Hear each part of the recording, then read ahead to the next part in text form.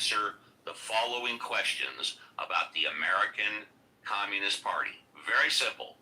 Who, what, when, where, how? Who, what, when, where, how? The next time you come in this room, I'm going to ask you those 5 questions about the American Communist Party. And with that being said, I want you to have a fantastic 4th of July.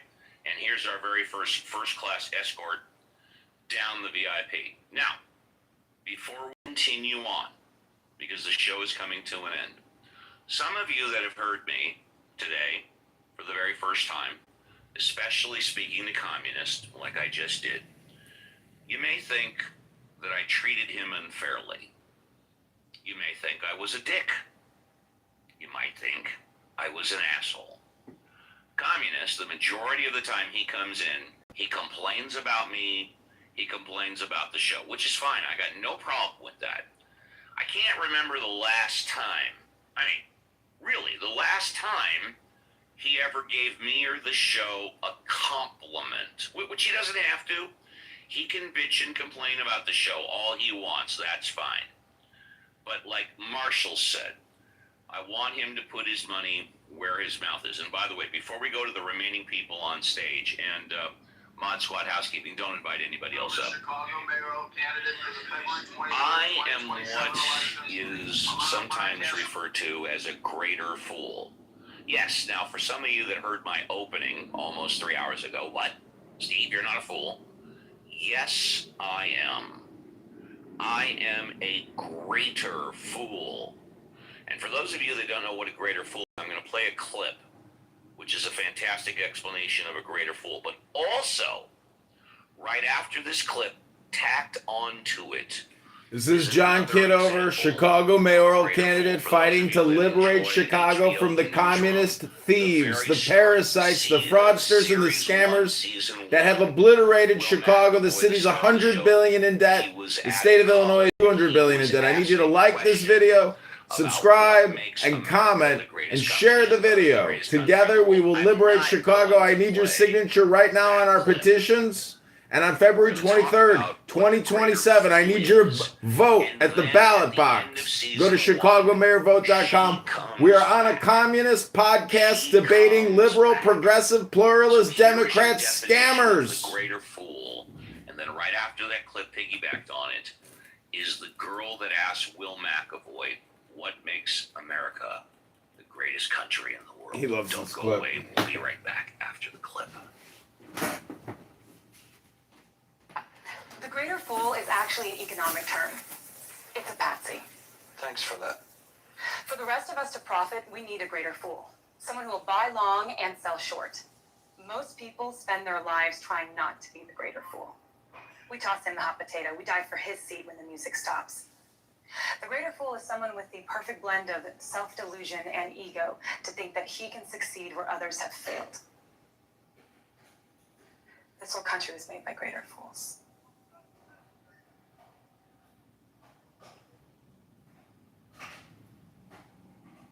And now here comes the girl. Who is the girl? Sorority girl! Really scared. You're the girl, right? I'm Jennifer Johnson. Just graduated Northwestern? Stay calm. A year early. You asked me that moronic question, and then my world came apart, and she came here, and I landed in the tabloids, and I got death threats, and my job is constantly in jeopardy, and you ruined my life? Again, just stay calm. Yes, that was me. What the hell are you doing here? I'm applying for an internship. Why? I watched the show, and I read the New York Magazine article, and I know what a greater fool is. And I want to be one.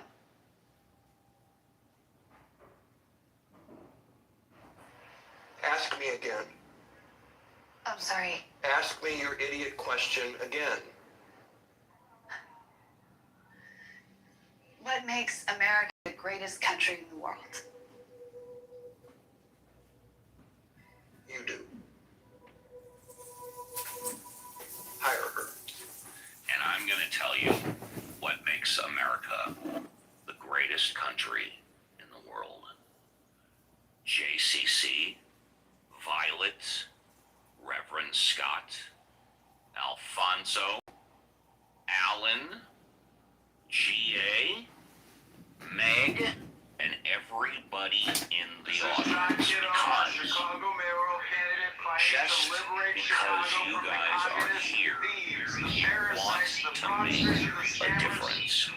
You know, in the radio, broadcasting, podcasting industry, they say if you can reach one person, you've been a success.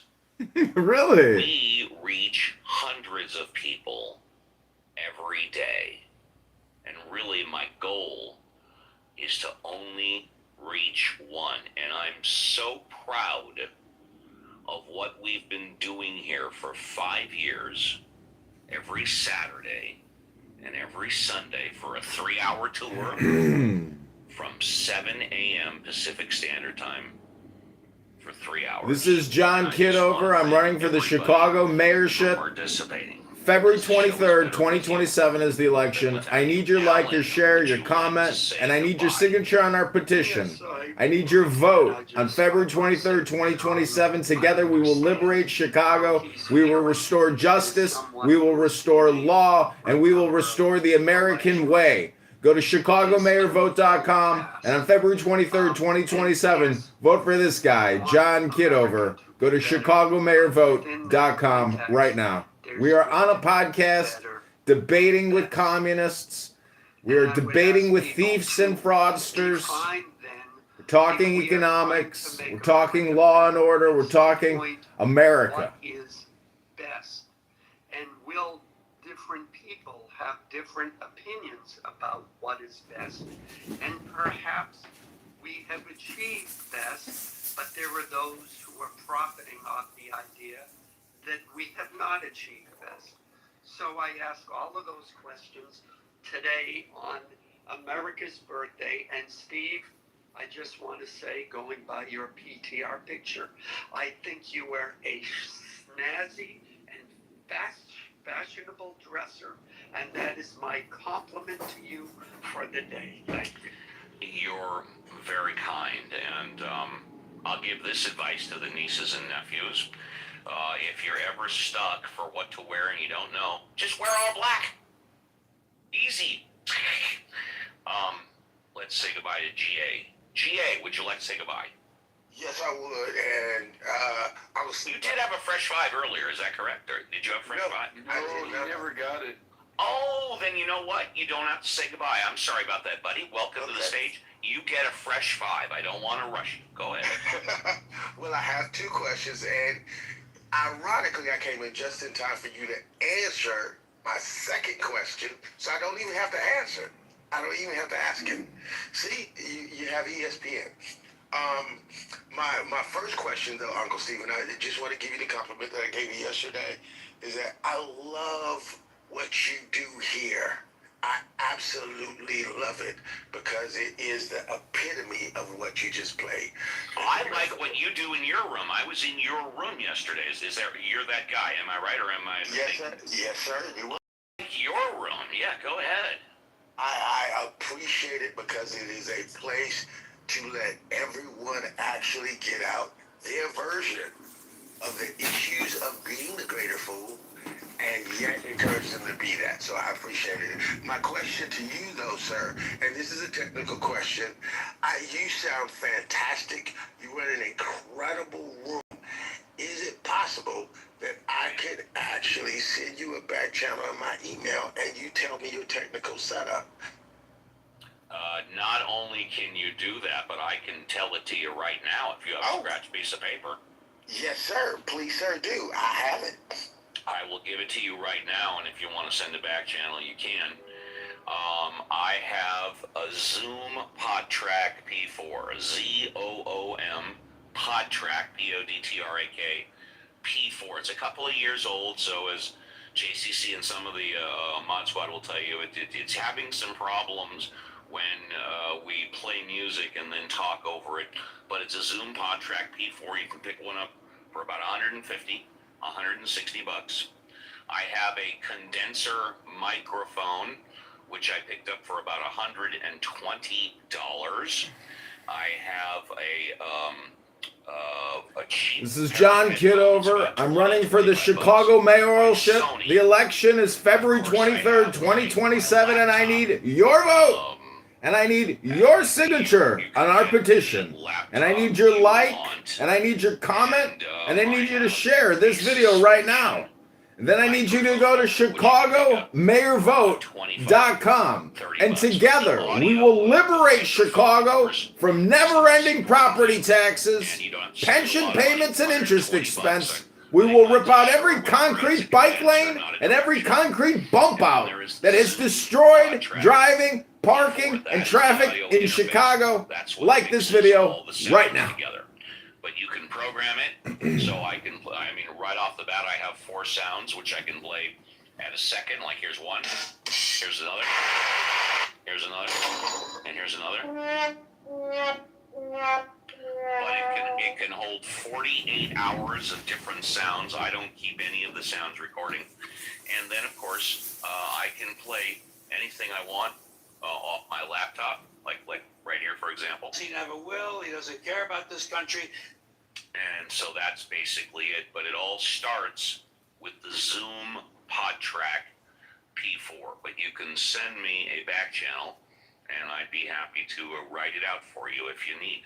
And it's very simple. A lot of people spend $5,000 for a home studio.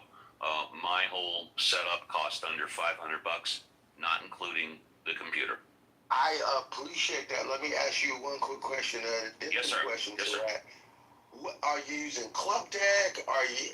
No. I've never used Club Deck. Now, Reverend Scott uses Club Deck. I think JCC uses Club Deck. No. Oh, okay. Reverend Scott uses Club Deck. So if you want, you can back channel him about Club Deck. I know a lot of people that use it. I never have. So you just plug your phone directly into the PodTrack, into the Zoom. I plug my phone, my microphone, and the laptop into the Zoom PodTrack P4. Yeah, there's quick videos on YouTube that'll show you how to use an external audio interface on these apps, especially Clubhouse using the iPhone or an Android phone. So yeah, you can do exactly what Steve does with either the PodTrack or any other external audio interface.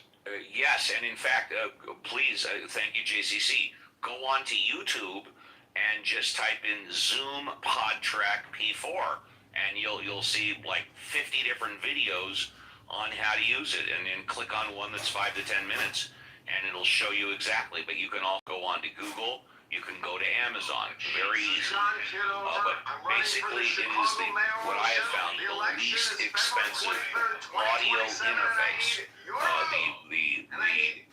The category would be audio interface. It's a shit. What is it called? A 24 mixer. It's basically an inexpensive mixer that puts all the sounds together, and it's very inexpensive, $150, $160. Well, I know some people have a hell of a lot of money, but if you're into putting the sound together, some people spend literally $5,000. But no, I didn't do that. That is absolutely fantastic. And I'll end with this question. Yes, sir. Just tell me your opinion about it. You already know, we talked about this before. I'm a combat veteran, and Yes, sir. just on the outset, I'm looking at what we did in Iran. I'm sure you guys talked about it. And being a financial guy, I look at the risk mitigation, and it just feels like to me that we had a straight open, they were fighting, and now we're paying them $300 million, and the strait is open, and they're fighting. What do you feel about that? Did we get anything out of this deal at all? Thank you. I am going to give you a first-class escort to the VIP, and I will answer that.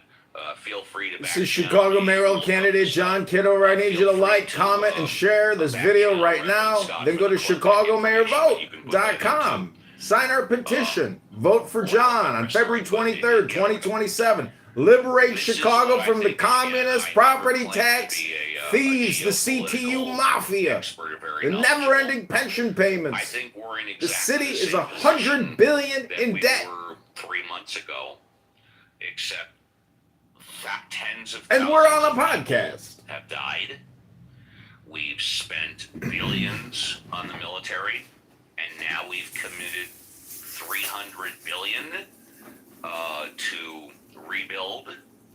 Additionally, the Trump administration once again has been exposed for outright lying. Remember a week ago, oh, we've got a deal on Trump's birthday. We've got a deal.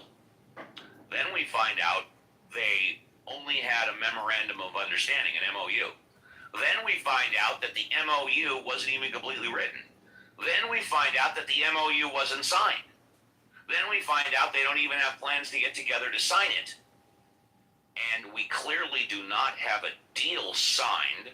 I don't even know if we have an MOU signed, a memorandum of understanding signed. So, when you ask me, what do I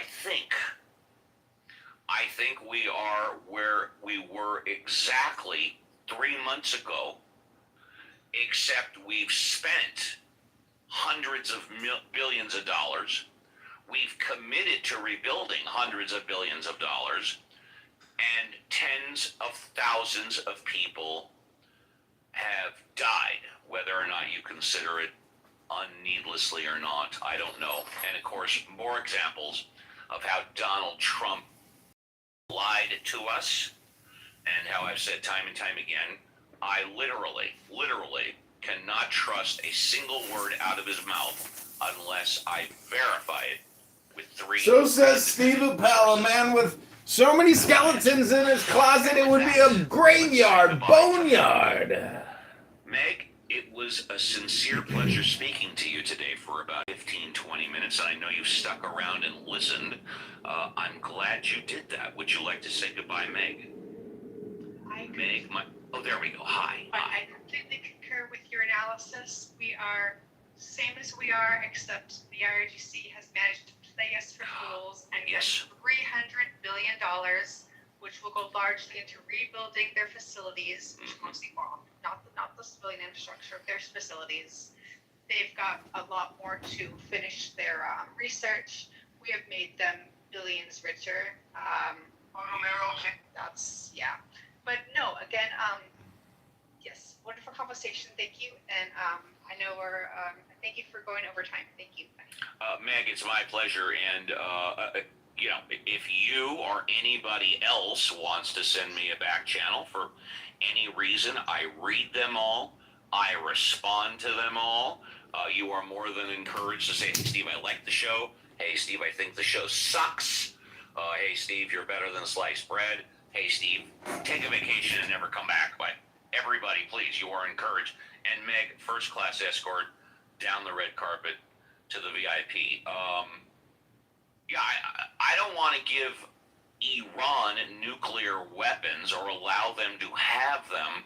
But remember, like the last time around, we got them all, and now, just like a month or two later, there's more. I don't want Iran to have nuclear weapons, but I don't like the government lying to me, but that's the price we pay. Alfonso, would you like to say goodbye? Alfonso in South America, our brother from another mother. Yeah, hi. Yeah, goodbye. Have a great day. Thank you. Tomorrow. Thank you very much. Violet, the sexiest voice on the Mod Squad. Would you like to say goodbye, Violet?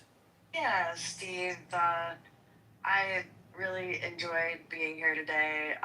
Like being at an awesome 4th of July party with all my friends and having great conversation. The difference is I just wasn't wearing a skimpy swimsuit because we weren't at the pool. Right. Exactly. I don't do that much anymore, but it's nice to dream. But anyway, really great show. I hope everybody has a safe and happy 4th of July. Be careful with the fireworks. Be safe in the heat if it's in that area. And happy 4th of July to our country. Happy birthday to us. And see you tomorrow, Steve. JCC, the Grill Master, would you like to say goodbye? Yeah, good room, good show, good conversations, and let's keep Trump's face off of Mount Rushmore. I agree with Violet.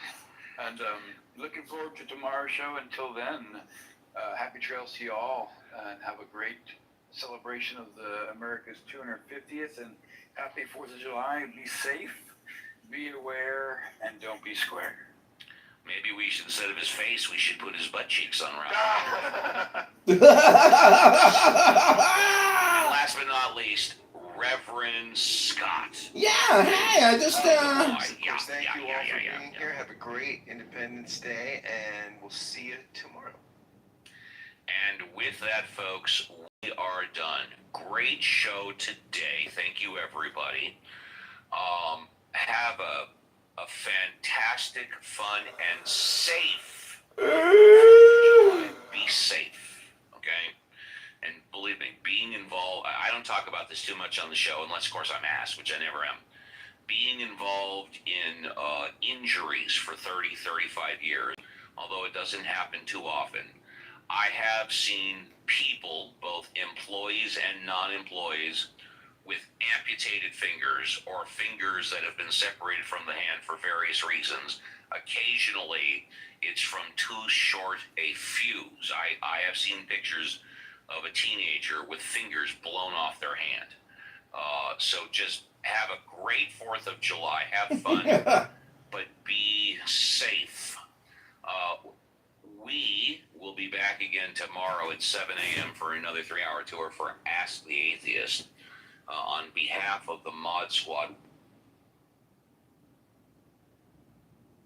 This is Chicago mayoral candidate John Kitover. I'm on a podcast debating liberal, progressive, elite intellectuals, pluralists, and communists, thieves and fraudsters. Go to ChicagoMayorVote.com. Together we will liberate the city. Day number 1, property taxes will be cut 25%. All concrete bike lanes will be ripped out. Parking, traffic flow will be restored. Go to ChicagoMayorVote.com. When I was growing up, I used to always use them. Go to the park. Oh, okay. Not like the public. Hell no. Yeah, because we would pay for, like, the partition, and we would use the grills there. Now, they would put, Reynolds wrap and all that stuff on it. But, yeah. And I used to question it as a child. They said, oh, the heat burns off the germs. The heat cleans it up. Rub some tussin on it. We used to just bring like one of them little portable grills to the park with us. And we did a cookout in the park. Yeah, so Brooklyn, we used to do things different in New York, but see, California. You from California now? Yeah. That's how they be. I was in California one time. I was talking to a girl. Every time she said something, the last word she dragged on, like, "What you doing?"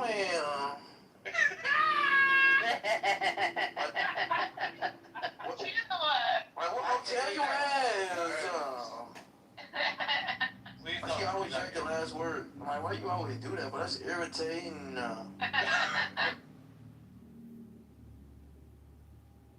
About biodiversity and species richness, we've had a devastating impact. It's more than 80% of wildlife that's been wiped from the planet by people, for us, for our consumption, and we have to reverse that. So there's no way. What is it we have to? What are the two things again? So civility. One is the causal ontological, but it's saying causal ontological autonomy and ontological causal reducibility. Yeah, both cannot be. They're almost like the opposite. Like, because of the word ontological, I think. Yes. Yeah. Yeah, I mean, unless one was gonna say that the autonomy was just that was not fucking smart. But okay, no. People have done this.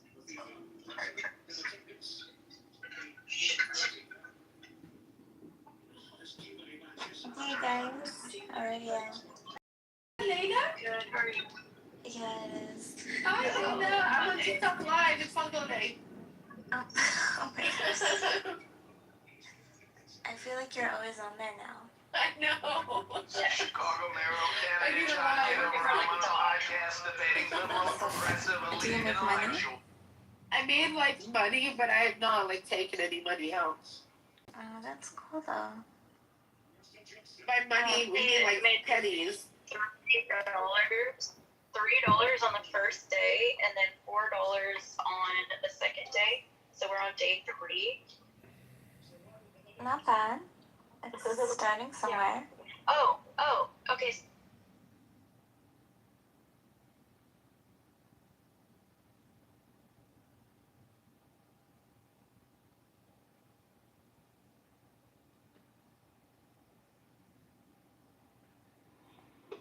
Yeah, it doesn't follow like how all of these things are byproduct, like how it makes more sense to say that this organized, structured world that we live in is a byproduct. I don't see it as organized and structured. Like yeah, so it would have a lot more order than I do, right? It's weird, and it's because we're biased towards that. Because the predictable and the pattern means safety. No, that's what science is. What are you on about? That's literally how we use the tool of science, because of predictable events. Because everything is so ordered, that's how we can predict things in science. Except for it's not within certain realms of science. Just give me one example of something random. One example of something random: the symmetry breaker in the plasma at the beginning of the Planck era. We at the beginning of particles annihilating each other. What is she talking about? There was a symmetry breaker, and that allowed matter to form. This is Chicago mayoral candidate John Kitover. Go to chicagomayorvote.com right now and like this video. In any kind of scientific. Most physicists think randomness is like the favored view in theoretical physics. I mean, that's theory. Like, what does that even mean? Like, are you talking about like quantum physics? Some kind of particle appearing for no reason? That's not the statement they make. There could be a reason, we just don't know what it is. That's what they usually say. Well, you were saying that like one example in science of like randomness and like quantum. At the quantum scale, there's a whole lot of like randomness going on. That's their position. No. You name them as random, right? Let's say a particle, even if you believe in what most quantum theorists are talking about, let's just assume for the argument you do. A particle comes into existence and it seems like it comes from nothingness. You can't really make the determination that it's a random yet. You don't know all factors considered as to why this particle came into this certain place at a certain time for this reason. All you've observed is that this particle came into existence. You just don't know as to why it did. Yeah, they're not made like, I think you're talking about like virtual particles, right? Yes. So yeah, I mean they're not saying that like there's some like unknown sort of variables or hidden variables. I mean there are people that have that view, but they're minority.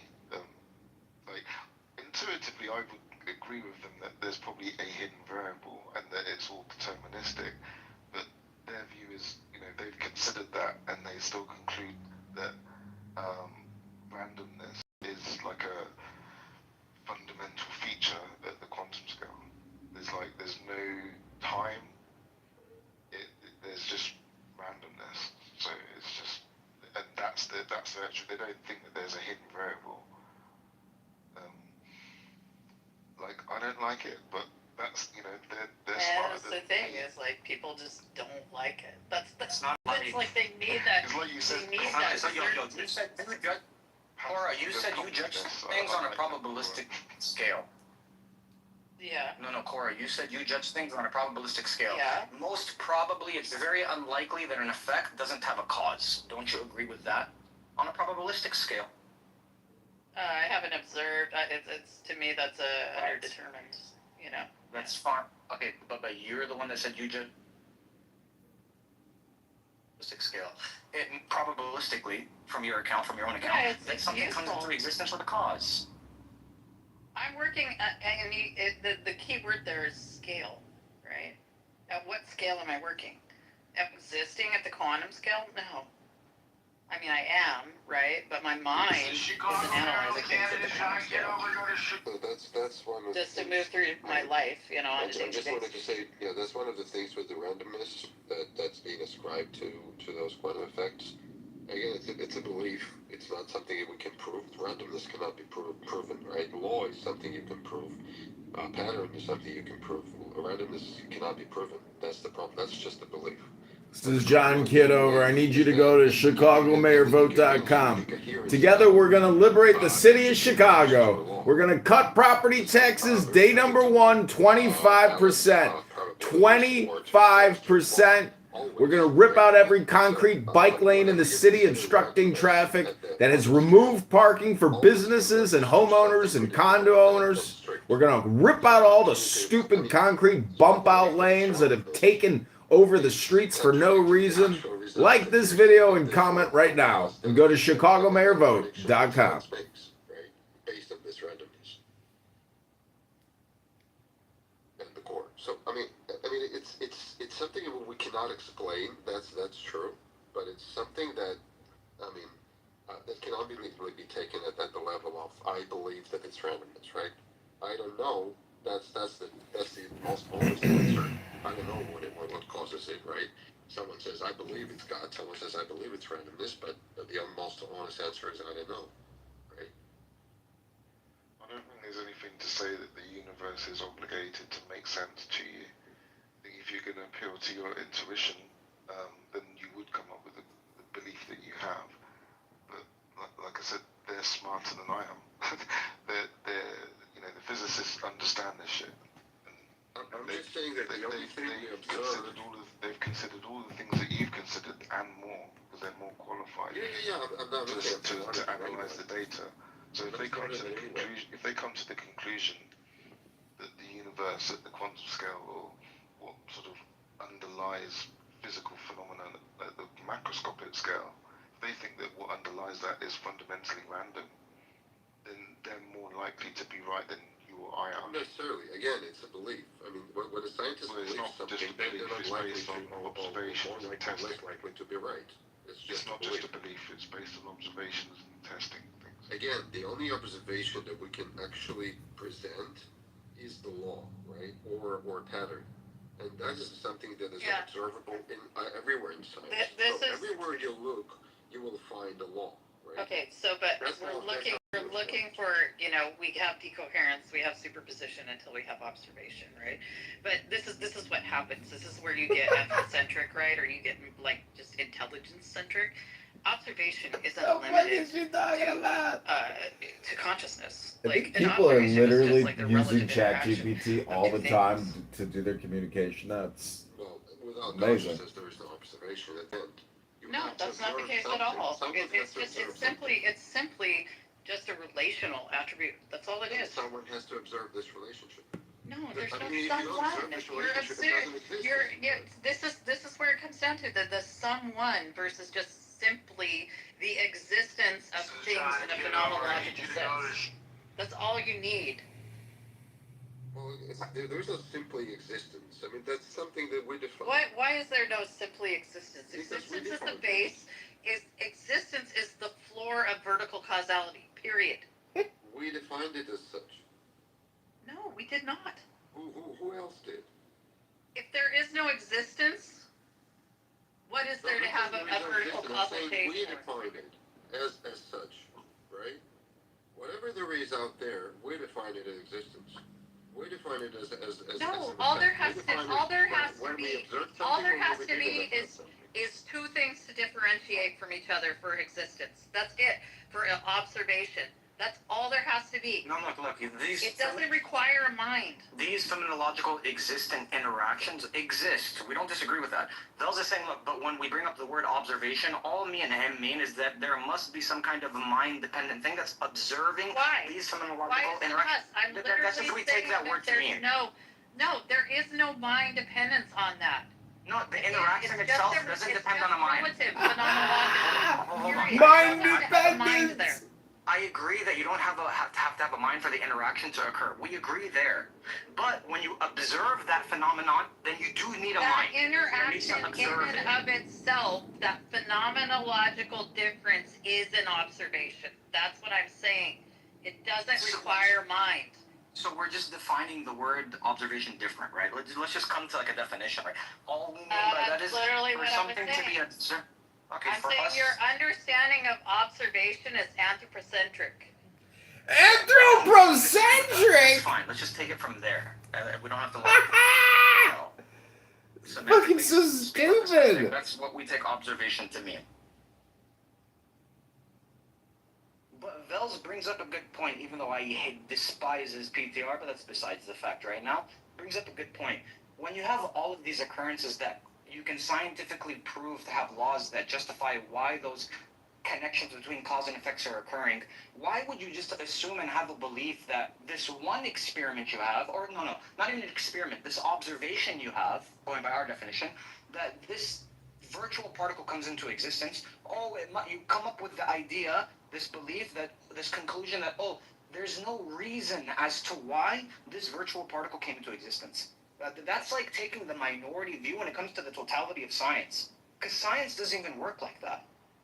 Science doesn't give things reasons. It describes processes. Yeah, that's a reason. Doesn't give things She is the dumbest, most obnoxious person ever. Scriptures say that She's so reason is stupid. assigned by humans, by Just minds. listen to the word usage. Purpose is assigned by humans and X. minds. What's the purpose of even this conversation? What's her purpose of coming in here to talk all the time? It's just that how, my point was that how always comes to some kind of probability. This is John Kitover running for the 2027 Chicago mayoralship. Go to chicagomayorvote.com right now. That's the science. Yeah, but none of that is certain. That's the thing. If you can predict something, that really contradicts the definition of That's chaos. where the chaos comes in, though. We cannot predict anything with 100% certainty. Well, but we can predict the distribution of probability. Yeah, that's fine. It still doesn't eliminate the fact that underneath it all is a chaotic. No, there wouldn't be a prediction of distribution of probabilities if it was chaos. Chaos is not probabilities. Chaos is just chaos. No, there are patterns within chaos based on chaotic attractors, but it's still existing within in a chaotic system.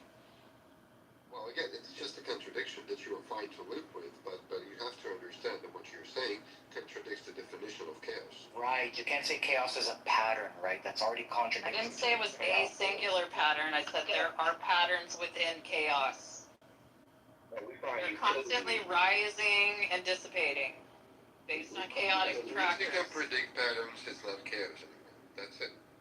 We're talking about prediction, not just observing them, predicting them.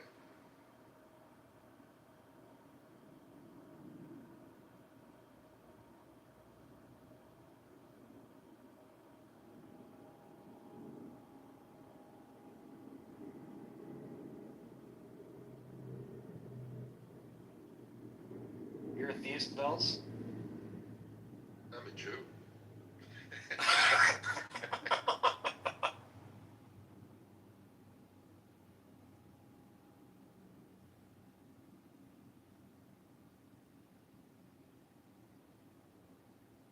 Cora, I wrote you in the chat. I was just wondering, did you read about panpsychism? It's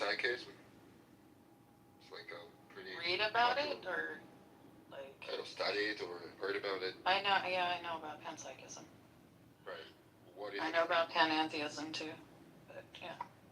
But everything possesses some level of consciousness.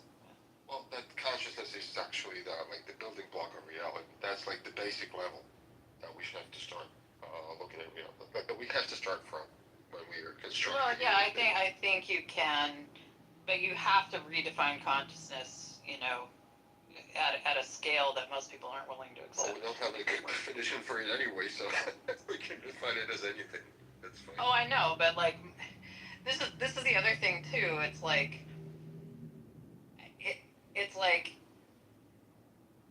I will talk about things like there are theists that I like, Nargis or someone like that literally our concept of the universe aligns almost 1-to-1, but she perceives it as a God universe and I perceive it as a not God universe, right?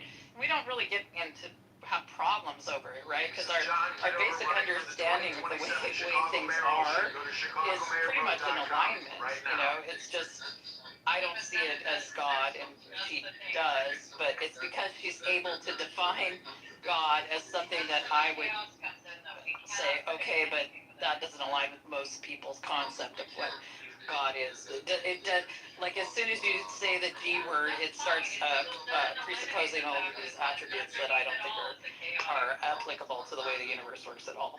So this is what I'm talking about. It's the same way with consciousness. It's like most people, their understanding of consciousness it has a starting point that I think is way too far along the spectrum of what being consciousness is. It's like somewhere in the middle rather than the base and minimum. Like I said, like any sort of like reaction to stimuli, I see as some sort of intelligence or consciousness. Right? So why do you define that? Just a quick addition to that. I mean, even though we don't have a definition for it, we have a very good sense for it. For some reason, every person in the world, like every sane person in the world, I would say that the artificial intelligence is intelligent by all criteria, but is not conscious, right? That would, every person would say. I mean, it's a really hard problem, but we all know that somehow, right? It's a really hard problem to make it a definition, but to know that it's not really hard. We all know that, right? Right, because it lacks that particular thing I think that we associate with it's being directed by the collective will of humanity basically. But yeah. What does the world look like for you that has a God? What? What would the world look like? Because you said that you and some other person kind of share some of the same views. You have to define what the God is, right? I think by most people's assumption about God, we would actually lose our ability to do science and lose the uniformity of nature because an interventionist God would just fuck up the whole system. But me and Anandis agree, Corey. That's why you would agree with our concept of God compared to other people's concepts. Yeah, we generally agree. Like, that's the thing. It's like, this is why I like to have discussions and not debates about things, right? So, yeah. It's and this is like you asked earlier what a post-theist is, right? I think that eventually, and to the good of, intelligent life will eventually progress beyond the need for a God concept, and we'll just understand things as they are, right? And I think that'll be better for us in the long run, because of the social limitations and the social problems that the God concept has brought about, So there might be a new concept that replaces it. There might be a new. Go ahead. I was gonna say there might be a new concept that replaces it, but what that is, I don't know. That's like some sort of social singularity that I don't think that we can make a prediction of. It's like one of those things that we can't see the other side. Universal quantum. Yeah, and Humble, he's listen, Hamza, I get that you love the unification, but your idea of God is not the idea of the God of the Christian, just traditionally. So, I would have to say, if you have a new scripture, then you follow the God of Muhammad. We follow the God of the Bible. If you're going to say you follow the God of the Bible, then there's going to be some distinction there from what's being presented in your book. So just, be easy with the we stuff. I don't know who the we is in there when you made that statement, so. It's only because she referred, thank you for saying it respectfully, it's only because she referred to Nargis. So when I said we, she knew that I meant just me and Nargis in my group. Because even Muslims, their traditional concept of God is not something me and my group share. It's going to be more like you guys share that. Christians and Muslims, you guys have this anthropomorphic idea of God. Only air. I only share the air and the water Yeah, from the like sea. I'm down with like and that's about Talmud, it. you know. Yeah. That's fine for me. And I then that's care why I'm a less if perennial they live or listener to die. that too. It's like if you, Yeah. you know, but it just doesn't work for me, you know. I mean, I'm getting blamed for Islamophobia when I've tried my best to show unification. So I'm just gonna fall into the hole of Islamophobia, and any chance I get, I'm just gonna remind any Muslim that's in the room, I do not believe in the same God as you, because my God is the one of Isaac, Abraham, Isaac, and Jacob that follows the scriptures in the Bible, which is a multi-personal God. If your God is one person, then I don't know who that God is. It's not the same God in the Bible. So, you know, you guys want to attach This yourself. is John Kitover, Chicago mayoral candidate. I need you to go to ChicagoMayorVote.com. I need you to help me liberate the city of Chicago and sign our petition to get on the ballot February 23rd, 2027.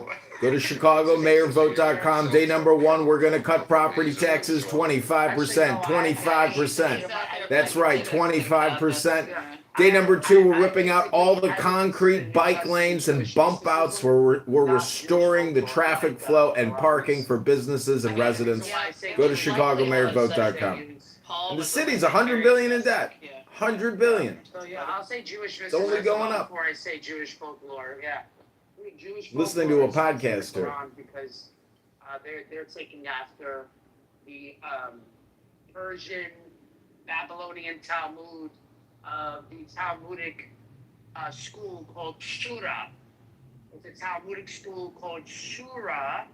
If you know what Surah means, you'll see the association with the Quran. So that's the reason why I say folklore. Because Abraham was not smashing idols. I don't know who that is. That's Talmudic, or should I say Midrashic language. That's not in the Bible. That's in Jewish Midrash. And I have nothing against Jewish folklore. It's just not in the Bible. All these stories of Abraham are in. Hold on. You don't have Babylonian and Mesopotamian myths in the Bible? These stories that were foretold before even you. Okay, do you know? Okay, do you know the story of Osiris? That it matches one to one with Jesus' story. No, it doesn't. And this is older than Christianity. He had 12 disciples.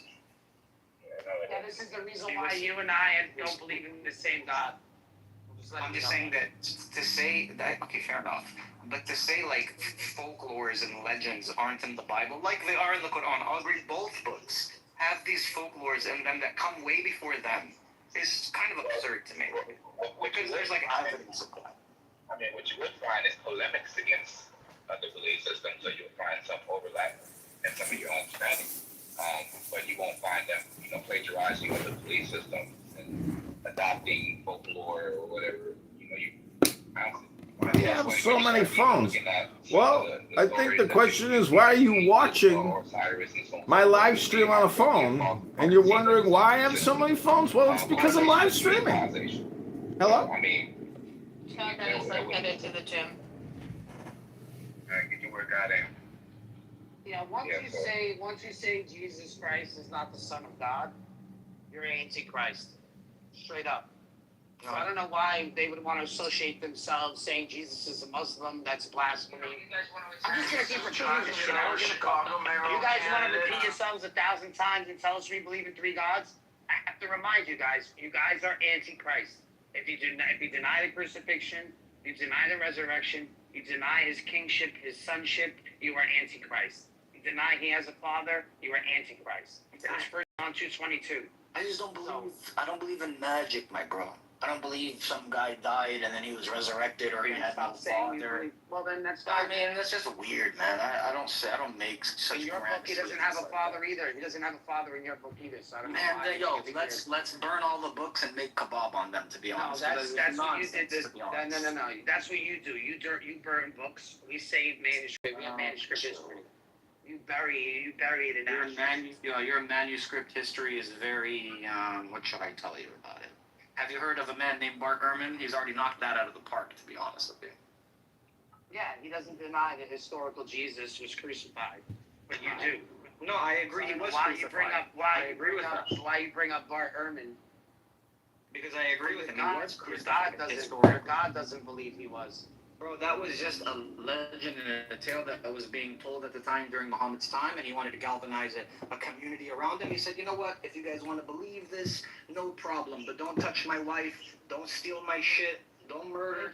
But yeah, you can believe all your magical fairy tales, no problem. 2 animals, everyone on one boat, no problem.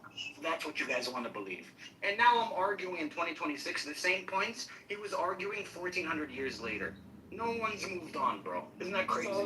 So then, how is the Bible not preserved if you're giving arguments from the 7th century and it's now the 21st century, and the book is still saying Allah is not the Messiah? What has changed since the 7th century to the 21st century that you're saying that our books are corrupted? You see how stupid you sound? You see how dumb you sound? You're saying that the 7th century, okay, the Quran in the 7th century is making arguments against Christianity in the 7th century. For your book to still make sense today, those arguments are still going to hold, they have to hold through time. This is the 21st century. How is it that the arguments against the Christians in the 7th century, the same arguments that you're giving today in the 21st century, they have to be preserved? By you saying it's not preserved, you're just showing how cognitive, like your cognitive dissonance, your blindness to your cult. It's just ridiculous for you to make that point. No, hold on. Let me just address real quick what you said, You still don't understand what I'm saying. I'm not going to repeat myself. I did understand. You don't have to repeat yourself. Hold on. The problem is, okay, look. I'm going to grant you that the arguments are wrong. Can you steel man what I said before we move on? Can you steel man what I said, please? In the 7th century, they had arguments. Right. Let me try to steel man it. What I understood from what you said. In the 7th century, certain claims or arguments were made against Christians. They should still be upheld today. Try to always sounds hurt. Right? If it's to be preserved. Did I summarize that correctly, or was I wrong? Yeah, your account, you're saying that your book is preserved, and that you're making critiques about a book that's not preserved, then how are the arguments in the 7th century still holding today if they're not preserved? You do realize you're making that blunder. So I've still meant. This is John Kitover, Chicago mayoral candidate, fighting to liberate the city of Chicago. I need your signature on our petition. I need you to like this video, comment, and share. Together, we will save Chicago. Day number 1, we're going to cut property taxes 25%. 25% day number 1. Day number 2, we're going to rip out every bike lane in the city, every concrete bike lane. We're going to rip out every concrete bump out that is restricting traffic flow, taking away parking spots, and destroying businesses. Go to ChicagoMayorVote.com. I hope you enjoy this video. I'm recording this on a new phone. It's a crap phone, but it's a new phone. We're going to let this run for as long as it can, and then we'll upload it to YouTube, then delete the video on my phone. We're listening to a podcast. Go to ChicagoMayorVote.com right now. I get blamed for being stupid all the time. I don't think I was following. But did you say that you don't believe that the Quran was? Okay, look, the argument. I'll summarize it very simply. Let me summarize it very simply. The argument can be wrong, but we can still trace the argument 1,400 years ago that it was preserved. The argument being right or wrong doesn't determine its preservation. It could still be a wrong argument, yet it was preserved for 1,400 years. No one changed the argument, yet the argument's wrong. There's no problem with that. If the Quran, if Allah is speaking of the Christians of the 7th century, we're telling you that we still have the same manuscripts in the 7th century, which is true. We can prove that. Your Allah in the 7th century, 6th century, was arguing against the same apostolic Christians that still are today. That was that long ago. I'm not arguing whose book is more preserved. I'm saying they're both preserved. They're both preserved for them to make sense today as they did back then. So I'm saying to you, by saying that this book, the Bible, that Allah is critiquing, in order for those arguments to still make sense through time, Christianity must hold its tradition and its manuscript history. In order for the Quran to make any sense, the Quran doesn't explain who Cain and Abel are. They don't explain.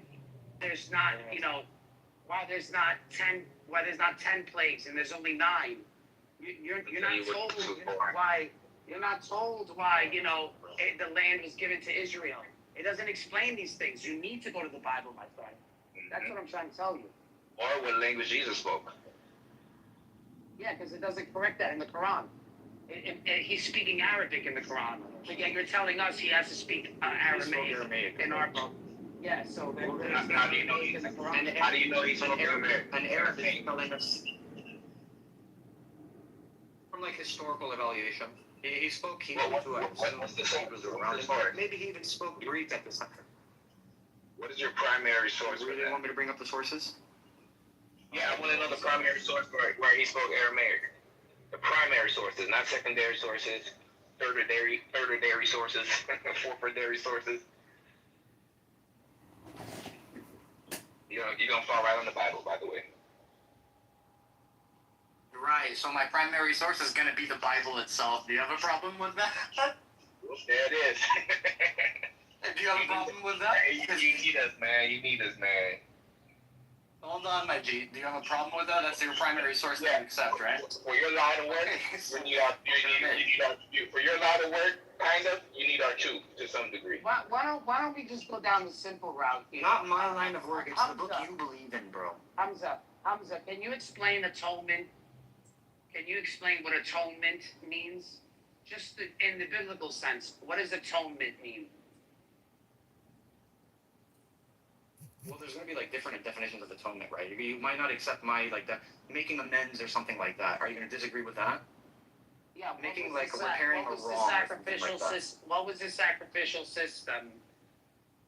Back then, when it was Jews, they used to be animal sacrifice, like flour or like foliage, roses and stuff like that, flowers. But then it changed during Christianity. They said it had to be a human sacrifice, and that's where Jesus comes in. May peace be upon him. Correct. No, you should just stop saying peace be upon him. You have to say sallallahu alayhi wasallam like you do for Muhammad, bro. That's what peace means. You can't. That's what I mean. That's what peace No. You need to say it in that way that you praise Muhammad. You have to say it. No, but you speak. There's no distinction between prophets. So. I agree, bro. Sure, I'm saying in English. The reason I said it in English because I want you to know that I respect the person you love, because I really do respect him. Would have been nice to show us how you respect him in your language, in Arabic. And his family, may blessings be upon them too. All right, good. Yeah. Well, he doesn't have a father, so what family are you talking about? It's just him and his mother. Well, her mother at least. His mother at least. You're saying, are you praising God? Because that sounded really close to what you were saying. You're saying you're praising God, him and his family. That sounded very close. You guys are almost there, man. I'm not like Muslims, bro. I believe he had a father. I'm not inviting you to Christianity. I'm trying to make you understand how we believe. I'm not inviting you by any I know what you guys believe, but I don't think you know what I believe, man. I love Jesus Christ, man. Not like these other people who speak. I don't think you know what you actually believe, because you don't even hold to the position that your Quran is preserved. What's wrong with that? What does that mean? How does that signify that I don't know what I believe? Well, you may believe in. Well, you say it wasn't preserved, so I don't know what part of the book was preserved and not preserved. It's going to be like a historical critical analysis of if things are preserved or not during history. That's how I'm going to study it. So in other words, you base your belief on things that are verifiable in history that are in the Quran. Is that correct? Exactly. Evidence is another way to say that. Right. So in other words, you need the Bible in order. So would it be fair to say that anything that doesn't line up with the Bible, the Old and New Testament, that you can just start from the Quran, and then would it be fair? Because you could verify that those are primary sources and stuff like that. Hold on, but the Bible I can show. Hold on, but like Bart Ehrman says, I can show like contradiction. I can show historical evidence that those aren't preserved scriptures, just like Christians can do with the Quran. I put them both in the same category. So you believe everything Bart Ehrman says? Let me get it. No. I don't throw the baby out with the bathwater. There is some things that can be verified. I think most likely when it comes to the Quran, there's more evidence because it comes later in history. So and they had papyrus and it was written on stones and bones and stuff like that. So I have more of like Yeah, a lot more is preserved in that sense, but I still think there was political, economical, social corruptions in both scriptures. Wait. You see how you guys talk and you talk in circles, man? Papyrus. What is papyrus? Like a type of paper. But what is it made out of? I don't know. I don't remember. All right. So what's parchment? Because in the 6th century, parchment was already something that was like available. Yeah, but it withers through time is my point. No, that's papyrus. We're talking about parchment. Parchment is made from animal skin, which was listen. Muhammad had a kingdom according to you guys, and then he owned so much land. He had all the opportunities to have it in parchment. That's what they were doing. That's what they were doing. Guess what? That's what they were slaughtering sheep for at the temple, because they were making what? Parchment paper. Makes sense? Exam question. So it makes sense because it's expensive. Yeah, it's expensive. And guess what? They have to. You know the difference between in the parchment from a young lamb to an older lamb? They still have to harbor this lamb and feed it. And it gets older, and then sacrifice it, and then take its skin, and then stretch it out, and then do it again, and do it again, and do it again. What, are you telling me Muhammad didn't know these practices? So this is what I mean about you guys. You guys know nothing about the history or even how things are preserved, and yet you want to point the finger at somebody else. This is why you are Antichrist. Your religion hates me and my existence. Okay? This is what I'm trying to tell you. I'm a Trinitarian. I cannot, and I will not let up on those. It's not about look, your most ancient surviving scripture or manuscript is Papyrus P52. And that's dated to 125, 150 AD. Papyrus, because it's papyri, it disintegrates. 125 years later is your first document, my bro. Oh, what about yours? When was yours? 250 years later. That's not true. See what I mean? That's not true. Yo, you guys, bro. That's not true what you just said. I'm done. You know that's not true what you just said. But I'm not even saying whatever survived from Uthman. I'm not saying that's not even corrupt. It could still survive 1,400 years, but still be corrupt. I take that position. It's most likely been corrupted by the Khalifa of the time, Uthman. Yeah, he did. They picked and choose what they wanted and they burned it. I'm an original Quranist. Oh, really? I believe the original Quran said that Jesus Christ was the Son of God. Also, what was that? Jesus Christ was the Son of God. There was, the Trinity and all that type of stuff. But during Uthman's reign, he removed all these things when he burned all the manuscripts. I've never heard this position in my life. What evidence? Yeah, I'm original, and also Muhammad was a full-blown Christian too. But then Uthman came, and took took all those preserved scriptures that was supposed to be right and took them all out, and then now you have the Quran. I've never heard this view in my life. If you have any evidence, you can send it to me. I've never heard this. You don't see the line of reasoning. No, I'm not gonna critique it until I read the evidence. Maybe you're right. I just need evidence, right? I've never heard this before in my life. So Muhammad was originally a real Christian, believed that Jesus Christ was the Son of God, the whole 9 yards, the Trinitarian, all of that. But then, Uthman, edited the Bible, or edited, the text, and then, now we have what we have in Islam today. Yeah, bro, if you want to send me evidence of that, I'm down to read it. And I love reading, so I will read whatever you send. It's just a kind of reverse argument that Muslims use and says that, well, we believe that the Bible is corrupted, and then we believe that the Bible is corrupted, and then Muhammad came to correct it. Carlos, have you ever heard this theory of it? Because maybe I'm ignorant about it. It could be the case that this is a popular theory that's held by people. It is. Carlos, have you ever heard this theory? Which theory? What Quranism or something specific?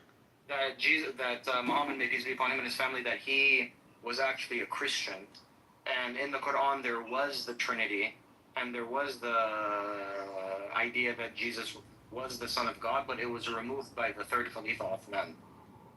Was it third or the No, I mean, I do actually think Quran is probably the most rational position Islamically to hold, but like this view that you're saying about Muhammad being a Christian, and like Islam was founded upon rejection of the Trinity, so I don't know why that would be like why you would hold this view. Because Islam says in the Quran that the three that they're referring to is the Father, Son, and Mary. That was the Trinity. That's what the Quran says. But before it was the Father, Son, and the Holy Spirit. Rejecting the Trinity is like foundational to Islam, so I don't No, know. now it is. But the original Quran didn't say.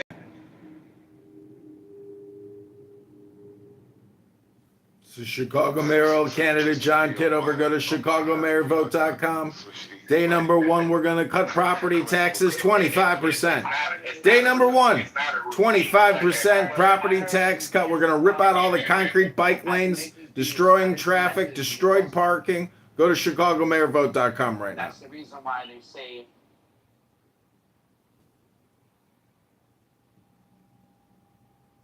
Yeah, that's why they use John 16, 12 and 15. Stick with that one, mister. See, that's how any lie comes about. You got people that come along later and distort the truth, and then they create a book for it. He's gonna go look it up. It's not even an actual position. I'm just using a reverse. No, exactly. We're trying to say that if they had the real Injil, they'd be able to prove us wrong, but they don't. That's the point of the exercise. Yeah, the story that I gave was not an actual story. He got offline to go research. He's not gonna find it.